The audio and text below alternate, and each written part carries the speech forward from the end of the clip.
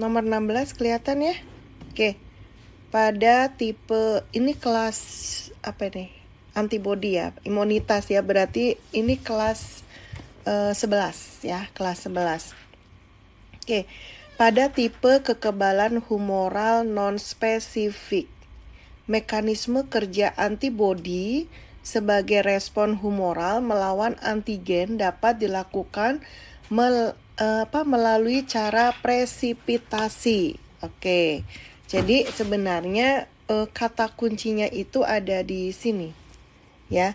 Presipitasi. Nah, ini. Presipitasi berarti dia itu adalah pengendapan ya.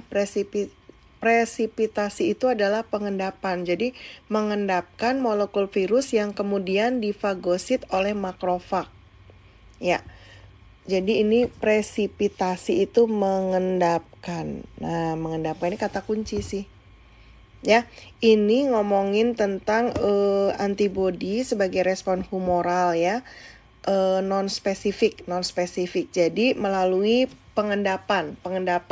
Jadi mengendapkan molekul virus yang menyerang tubuh ya, kemudian dimakan ya, dimakan bulat-bulat oleh makrofag. Makrofag itu adalah bagian dari sel darah putih gitu ya.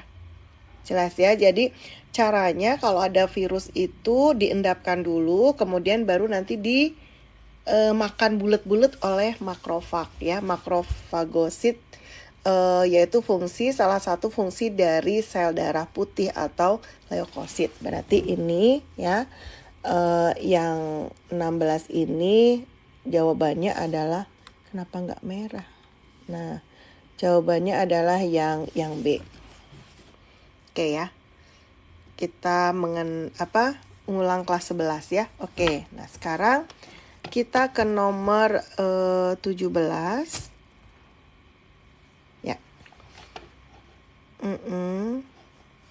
Oke. Kita ke nomor 17. Nah, ini kelihatan ya? Kelihatankah? Kelihatan? Ya. Nah, hasil penelitian tentang ini nomor 17 ini teh ya. Ini kelas 12 ya. Kalau ingat ini bab pertama, pertumbuhan dan perkembangan pada bagian fotoperiodisme. Jadi periode cahaya ya. Oke. Hasil penelitian tentang pengaruh cahaya terhadap pembungaan tumbuhan kol disajikan dalam gambar berikut. Nah, kita bisa melihat ya di sini ini ya periode gelap kritis gitu ya. Jadi ini cahaya yang dibutuhkan untuk pembungaan pada kol. Nah, ini periode kritisnya. Nah, ternyata kalau misalnya cahayanya kurang dari periode gelap kritisnya ini, maka dia nggak berbunga gitu kan. Nah, jadi bagaimana caranya? Kan ini cahayanya kurang, tapi biar dia berbunga, maka dikasih perlakuan ini loh. Nah, ini gitu ya. Bisa dipahami ya. Jadi tanaman itu nggak jelas ya. Bentar ya. Nah, bisa dipahami ya. Nah, jadi tanaman kolnya itu periode gelap kritisnya itu sebenarnya sebenarnya cahayanya sampai sini gitu ya. Tapi ternyata cahayanya kurang gitu ya. Misalnya lama dapat cahaya matahari gitu ya. Lama mungkin dia di tempat yang tinggi gitu. Jadi sering hujan gitu ya. Jadi di sini. Nah, karena dia biar berbunga ya, yang cahayanya harus sampai sini, maka dikasih perlakuan. Ya, perlakuannya dikasih cahaya di sini, kilatan cahaya sehingga si tumbuhan kol ini juga berbunga gitu ya. Jadi berdasarkan gambar pada cara yang paling tepat agar tumbuhan kol berbunga adalah menyalakan lampu pada siang hari agar sinar bertambah. menyalakan lampu gitu, atau melindungi tumbuhan pada siang hari dari sinar matahari. Enggak ya, karena dia memang butuh ini ya, butuh sinar ya kan. Disinari lampu pada malam hari untuk menginisiasi pembungaan. Disinari lampu pada siang hari untuk menginisiasi pembungaan, ya. Diberi lampu UV pada siang hari untuk memulai pembungaan. Jadi kira-kira yang bagian gelap ini kan dia di malam hari ya. Nah, di malam hari dia dikasih perlakuan kilatan cahaya. Nah, jadi jawabannya adalah disinari lampu, tapi pada malam hari, ya kan? Ini pada malam hari untuk menginduksi pembungaan. Jadi jawabannya adalah yang C. Gitu ya. Oke ya. Bisa dipahami ya. Ini adalah kelas 12 bab pertama gitu ya, tentang fotoperiodisme. Oke ya. Oke. Terima kasih yang sudah bergabung. Boleh ya kalau ada misalnya materi yang kurang jelas ya, di chat aja di kolom ya. Ini kita bahas soal ujian sekolah ya, yang pernah saya buat pada tahun 2020 sih ini soalnya ya. Oke. Ya mudah-mudahan ada soal yang dipakai lagi gitu ya buat menghadapi ujian sekolah minggu depan. Semangat. Tapi ada ya sekolah yang nggak mengadakan ujian sekolah ya, karena memang ini dikembalikan kepada sekolah masing-masing ya. Mungkin bisa ya tulis di komen di sekolah kalian ujian sekolah atau kagak ya. Kecuali murid-murid saya ya nggak usah nulis komen, kan udah pasti ada ujian sekolah. Iya, thank you ya. Oke, nomor 18 ya. 18 kita kembali ke kelas 11. Gambar apa ini? Ayo, ada yang tahu gambar apa ini? Gambar apa itu? Aliran sirkulasi darah ya. Ya, sirkulasi darah. Oke. Nah, dari skema aliran darah di atas, fungsi pembuluh darah X ya. Oke, jadi pembuluh darah X ya di sini. Nah, ya di situ ya. Oke, adalah apa? Jadi kita harus paham mana yang. Jadi peredaran darah itu kan ada dua macam ya. Peredaran darah besar dan peredaran darah kecil, gitu ya. Oke, peredaran darah besar di sini ya. Peredaran darah besar. Peredaran darah besar itu ya. Oke. Dimulai dari bilik kiri ya. Oke, bilik kiri karena besar berarti dia ke seluruh tubuh ya, seluruh tubuh. Oke, ya, seluruh tubuh. Kembali, kalau dari bilik kiri maka kembalinya ke serambi diginikan ya. Bentar, saya majukan dulu. Nah, jadi dari bilik kiri ya, bilik kiri ke seluruh tubuh, kemudian baliknya kalau udah kiri berarti dia kembalinya ke serambi kanan gitu ya. Serambi kanan. Serambi kanan, oke? Jadi kalau bilik kiri dimulai dari bilik kiri ya, kemudian ke seluruh tubuh, kembali ke serambi kanan ya. Jadi kalau nama ilmiahnya sama sih, bilik itu ventricle ya. BV ya, saya tulis di sini. Nah, itu BV, bilik ya. Bentar ya, masih nggak jelas. Ya. Bilik itu apa? Ya, masih sebentar. Ya, bilik itu nama kerennya adalah ventricle ya. Sedangkan kalau serambi itu adalah atrium. Jadi serambi itu atrium. Nah, ingat ya, BVSA, bilik ventricle, serambi atrium. Oke, sudah ya, itu sudah tahu ya. Nah, kalau jantung ini nih ya, gambar ini ya kan, ya kan. Nah, ini dibagi menjadi 4 ya kan.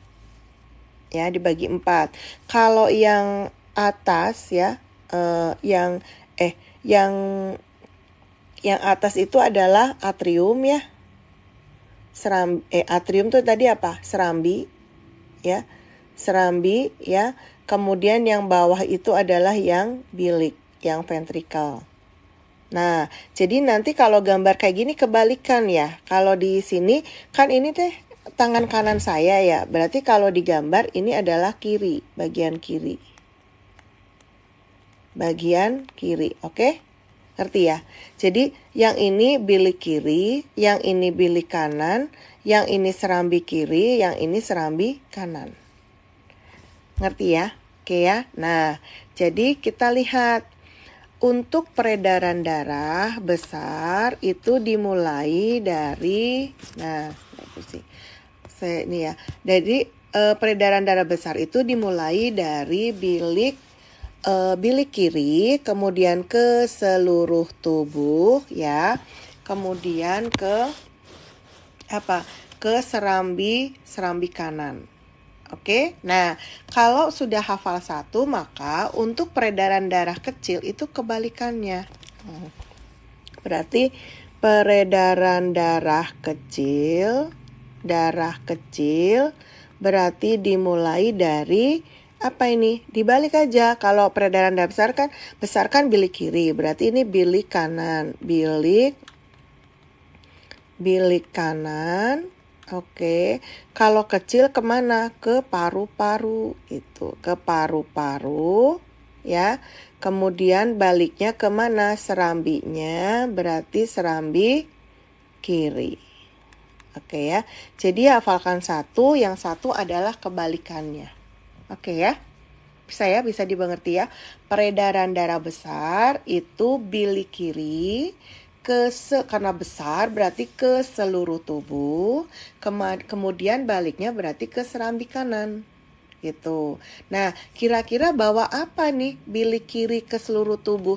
Otomatis yang dibutuhkan dong. Yang dibutuhkan apa? Yang dibutuhkan oksigen. Berarti ya, ini bawa oksigen. Oke, bawa oksigen. Ya, kalau dari seluruh tubuh balik ke jantung. Jadi bawa apa? Bawa CO2. Oke. Ya kan? Nah, berarti peredaran darah kecil bilik kanan itu bawa apa? Bawa CO2 gitu. Nah, nanti dibawa ke paru-paru kan? Paru-paru itu kan tempat bertukarnya CO2 dirobak menjadi oksigen gitu. Berarti dari paru-paru ke serambi kiri bawanya apa? Oksigen gitu. Bisa dimengerti ya? Ya, oke. Jadi peredaran darah itu ada 2. Peredaran darah besar dan peredaran darah kecil. Kalau besar berarti ke seluruh tubuh. Hafalkan 1, maka yang satunya adalah kebalikannya gitu ya. Bilik kiri bawa oksigen ke seluruh tubuh, baliknya berarti ke serambi kanan. Nah, berarti peredaran darah kecil kebalikannya. Bilik kanan bawa CO2 ke paru-paru, kemudian balik lagi ke serambi kiri. Oke? Nah, berarti kalau di soal ya, di soal dari skema aliran darah di atas, fungsi pembuluh darah X adalah, karena kan tadi saya udah bilang ya, kalau itu kebalikannya ya. Kalau ini tangan saya itu sebelah kanan, berarti ini kalau digambar adalah kiri. Maka yang X ini adalah bagian kiri ya kan. Dimulai dari ini. Nah, di sini nih. Saya kasih yang merah ya.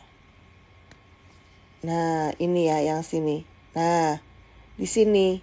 Nah, kalau di sini apa? Yang di sini pasti ini bilik kiri, ya kan? Bilik kiri ya. Bilik kiri itu mengedarkan apa? Ini tadi bilik kiri mengedarkan oksigen. Berarti mengedarkan oksigen ya. Oksigen itu tentu apa sih? Tentunya juga ada nutrisi ya kan yang dibutuhkan ya kan. Untuk apa? Untuk dialirkan ke sel-sel. Selnya itu nanti ada mitokondria, tempat terjadinya respirasi sel ya. Oke. Jadi kalau untuk apa? Ini mengangkut darah dari serambi kanan bukan ya, salah. Membawa darah yang kaya akan karbon dioksida, salah. Mengedarkan nutrisi dari serambi kiri ke serambi kanan, harusnya bilik ya kan. Membawa darah dari bilik kiri ke seluruh tubuh. Nah ini yang benar, yang D. Mengedarkan darah dari jantung ke paru-paru, ini pasti bilik kanan, peredaran darah kecil. Oke, sip ya, berarti nomor 18 jawabannya adalah membawa darah dari bilik kiri ke seluruh tubuh, karena ini merupakan peredaran darah besar. Oke ya. Oke, kalau ada yang mau nanya boleh ya. Oke. Kemudian kita ke nomor 19 ya. Oke. Nomor 19 kita ngomongin apa ini? Gambar apa ini? Ini adalah gambar ginjal. Oke ya, ini adalah gambar ginjal. Oke. Perhatikan gambar nefron berikut. Ya, ini gambar ginjal, berarti kita ngomongin kelas 11. Ya, ngomongin kelas 11. Ini ada X sama Z. Oke, X-nya itu jelas ini ditunjuk adalah glomerulus ya, atau kapsul Bowman, glomerulus ya. Oke, terus ya, kalau yang Z itu dia ke arah ini. Oh, Y-nya dulu. Yang Y itu berarti tubulus contortus proximal ya. Oke, ini yang Y ini adalah tubulus contortus proximal.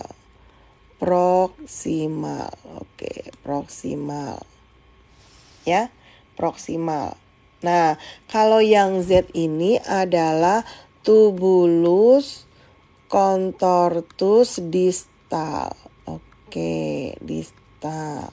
Nah, sebelum kita ke soal, kalian harus paham dulu tentang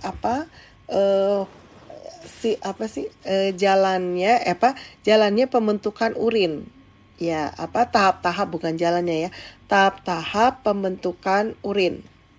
Nah, tahap-tahap pembentukan urin saya cobakan ini ya.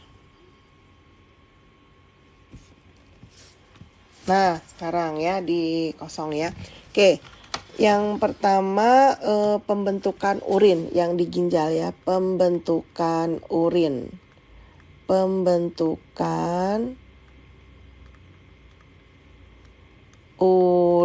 di ginjal. Oke. Proses pembentukan urin yang pertama adalah ya, yang pertama itu adalah filtrasi. Oke. Filtrasi ini adalah proses penyaringan ya. Apa yang disaring? Penyaringan darah. Oke. Ya. Filtrasi adalah proses penyaringan darah. Nah, penyaringan darah ini nanti akan menghasilkan ya, hasilnya adalah urin primer. Dan urin primer ini masih ada zat yang dibutuhkan, seperti ada zat yang dibutuhkan, ada zat glukosa ya. Oke, ada zat glukosa ya. Glukosa itu masih kita butuhin kan. Nanti makanya ada tahap yang kedua. Jadi filtrasi ini terjadinya di mana? Terjadinya di glomerulus. Sebentar. susah nih. Glomerulus ya. Oke, jadi filtrasi terjadi di glomerulus merupakan proses penyaringan darah yang menghasilkan urin primer. Ya, oke. Nah, sekarang tahap yang kedua itu karena apa sih? Karena ada zat yang dibutuhkan ya, yaitu yang dibutuhkan kan kayak ini ya, glukosa, maka ada tahap yang kedua ya. Tahap yang kedua ini namanya reabsorpsi ya. Re artinya kembali. Jadi reabsorpsi itu penyerapan kembali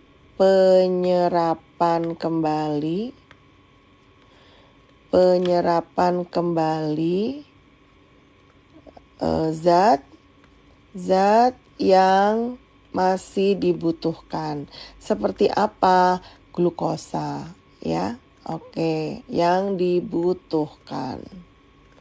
Oke, zat yang masih dibutuhkan. Oke, itu adalah reabsorpsi ya. Reabsorpsi itu terjadinya di mana? Di tubulus contortus proximal.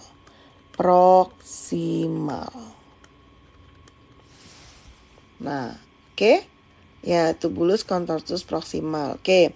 Nah, sekarang yang ketiga ya, itu ada tahapan ini menghasilkan apa? Reabsorpsi urin sekunder. Oke ya, urin sekunder. Nah, tahapan yang iya betul. Ya, betul. Terima kasih ya. Ada yang sudah jawab ya. Oke, augmentasi betul. Tapi yang ketiga adalah augmentasi ya.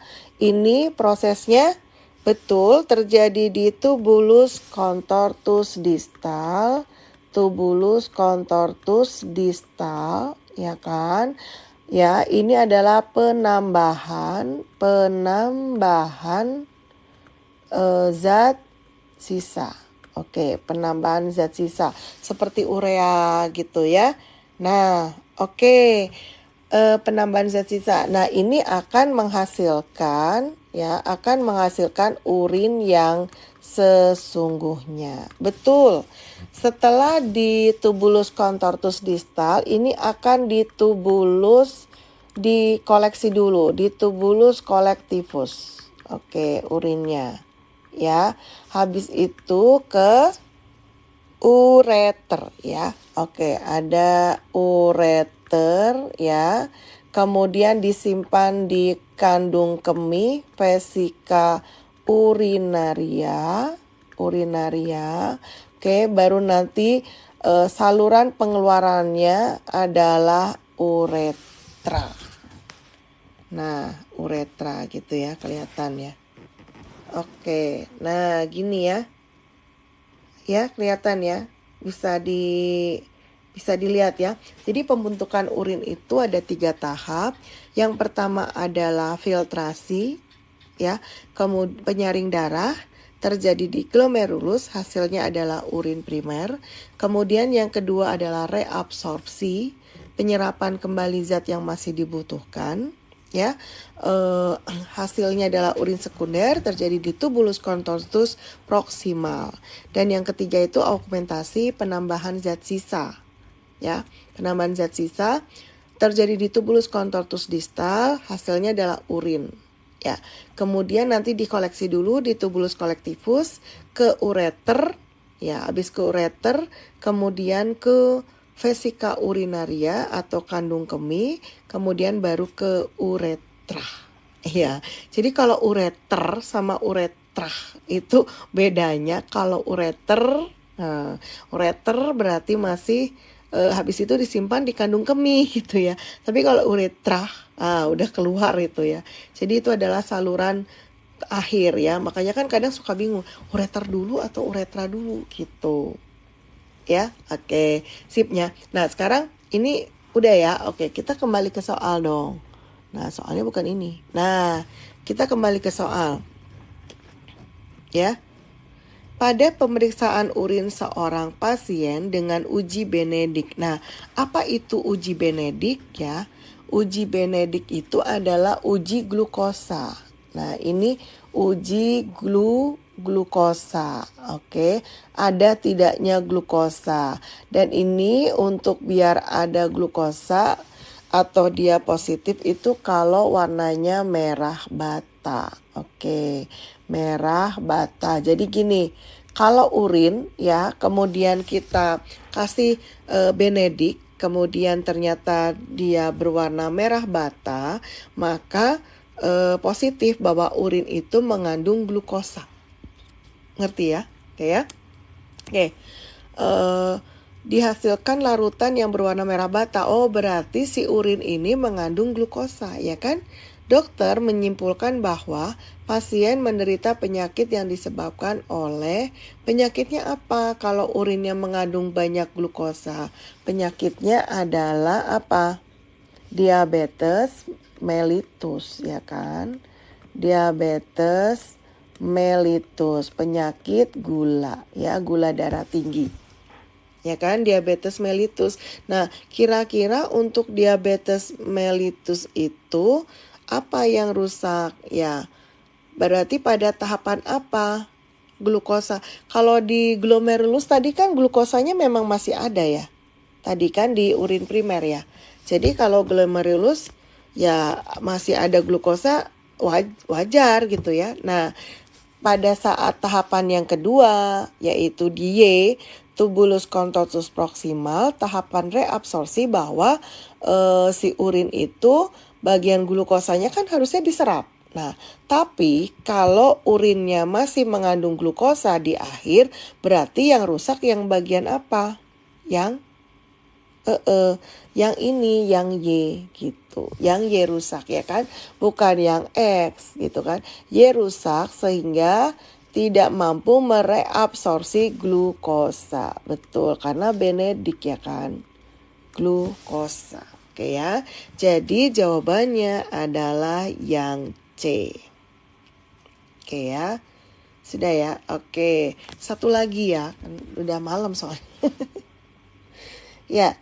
Oke, satu lagi, sekelompok siswa melakukan percobaan mengenai pengaruh media tanam terhadap pertumbuhan kecambah kacang merah.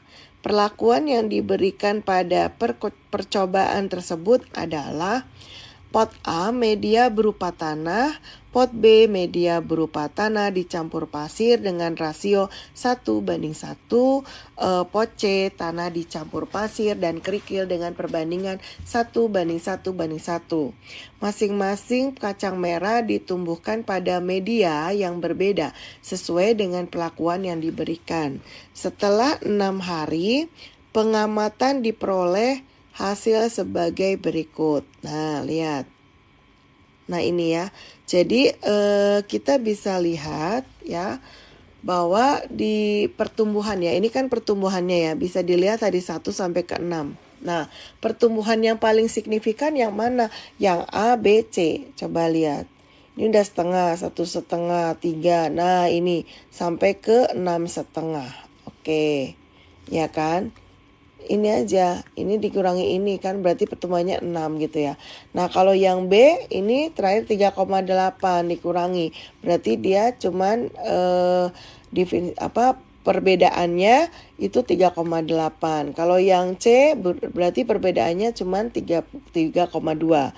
Jadi yang sangat signifikan itu adalah yang A ya kan. Kalau yang A ini adalah tadi media apa yang A? Yang A itu adalah media berupa tanah aja. Ya, berupa tanah aja. Oke. Nah, kita lihat. Berarti yang A, media tanah merupakan media terbaik untuk pertumbuhan kecambah kacang merah. Betul ya? Langsung betul deh A. Berarti yang lainnya salah. Udah pasti karena jawabannya udah nemu. Oke. Ya, sampai nomor 20 ya. Kita bisa lanjut insya Allah besok malam. Terima kasih yang sudah gabung ya. Terima kasih juga yang sudah memberikan lope-lopenya. Sehat selalu, sukses selalu. Kalau ada pertanyaan boleh nanti DM atau chat ya. Misalnya materi apa, tapi besok malam kita masih bahas ya, karena baru nomor 20 gitu ya, masih banyak. Kalau nggak 40, 50 deh ini soal deh ya. Oke. Tetap semangat. Nanti kalau misalnya ketinggalan dan pengen melihat lagi pembahasannya, saya nanti rekam, dan rekamannya kan saya upload di channel YouTube saya Weti Yuningsih, dicek aja. Dan kalau misalnya pengen tahu materi-materi biologi lengkap, boleh dicek di channel saya Weti Yuningsih. Lihat aja playlistnya. Insya Allah sudah lengkap dari materi kelas 10, 11, 12. Oke ya, ada 33 bab materi 33 bab biologi ya, materi biologi di kelas 10, 11 dan 12 gitu ya. Dan untuk kurikulum Kurtilas ya. Oke, kalau sudah masuk ke kurikulum Merdeka itu materinya lebih sedikit, tapi ya bisa dipakai sama aja, cuman materinya lebih sedikit. Oke, terima kasih ya. Oke, Ibu review soal kelas 9 US.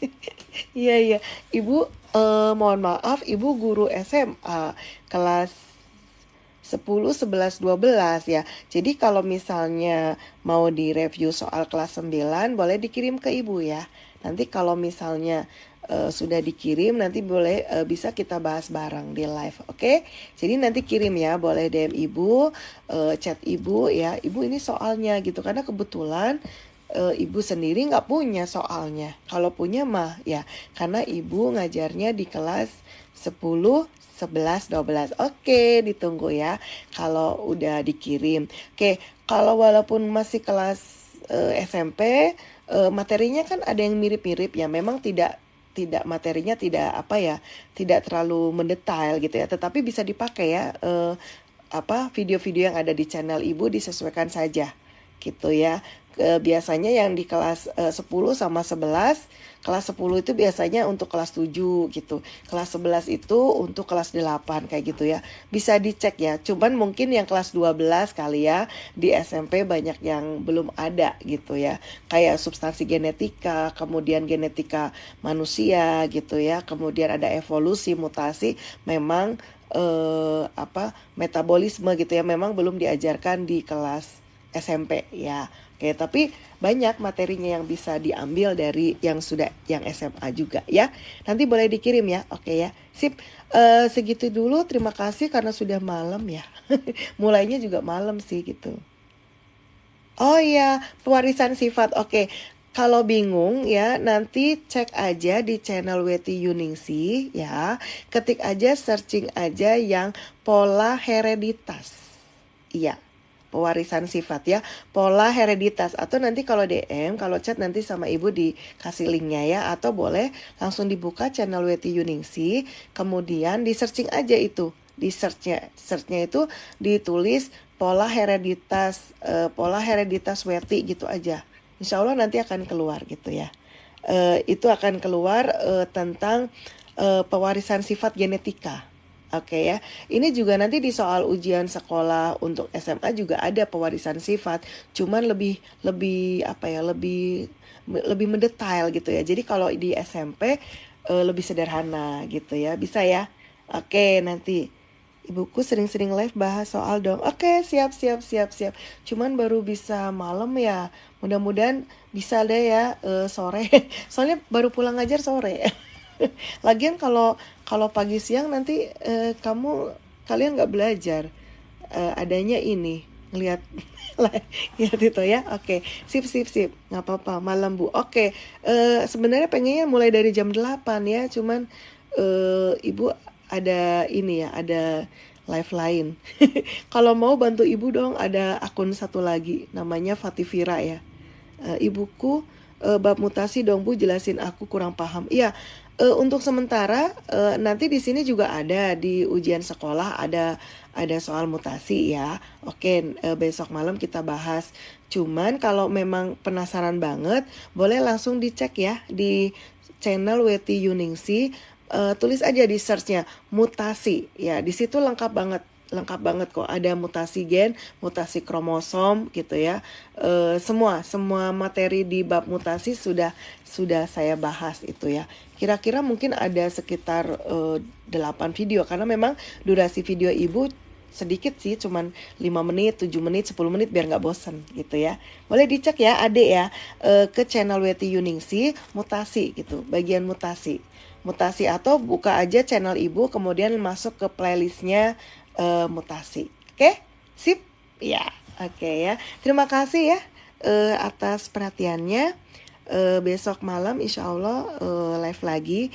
Mudah-mudahan lebih jangan terlalu malam gitu ya, supaya soalnya lebih banyak yang bisa dibahas ya. Mudah-mudahan bisa paling tidak jam 8:30 gitu ya.